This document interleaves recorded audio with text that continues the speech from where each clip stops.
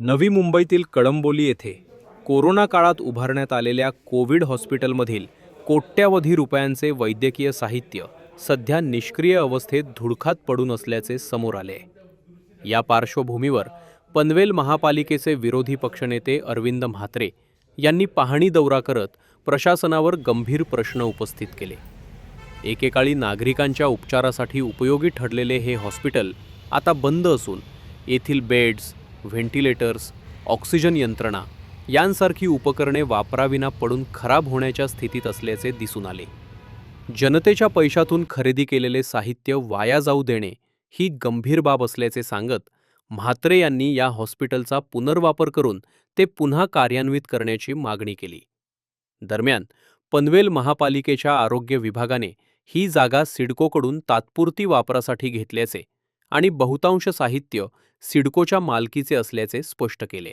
आज आम्ही कळंबोली येथे प्रभाग समिती ब मध्ये दौरा काढलेला आहे आणि या दौऱ्यामध्ये काही समस्या नागरिकांनी तक्रार पेटीमध्ये टाकलेल्या होत्या माझ्याकडे का हा सिडकोकडनं भूखंड दिलेला होता आपल्याला आणि कोरोना काळामध्ये याचा चांगल्या पद्धतीने उपयोग केलेला होता जनतेसाठी आणि तो तसंच पडून आहे. यासाठी इथशी कळंबोलीच्या दौऱ्याच्या याच्यामध्ये आम्ही तशी भेट घेतली असता आमच्या निदर्शनात आले का आपण पाहत असाल का प्रचंड ICU मधल्या मशिनरी इथं पडून आहेत.